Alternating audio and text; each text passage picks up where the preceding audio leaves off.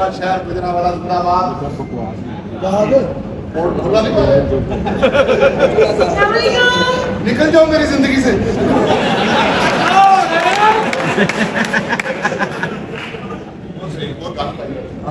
अच्छा जी अस्सलाम वालेकुम। सलाम ਤੁਸੀਂ ਇੰਨੇ ਵੱਡੇ ਸਿੰਗਰ ਸਾਡੇ ਪਿੰਡ बस इतफाक सी हाँ। ਤੁਹਾਡੇ ਨਾਲ ਮੁਲਾਕਾਤ ਹੋਣੀ ਸੀ। जी जी इंसान जिंदा होवे तो मुलाकात हो जाती है बिल्कुल ते मुलाकात हो गई। हाँ ਹਾਏ हाय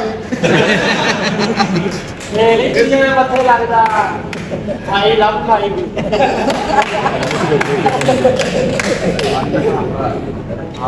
हाँ जी भाजी को खिदमत दसो आर्डर दसो की खाओगे की पियोगे मैं खाने पीने लगा आपको भूखे मरने।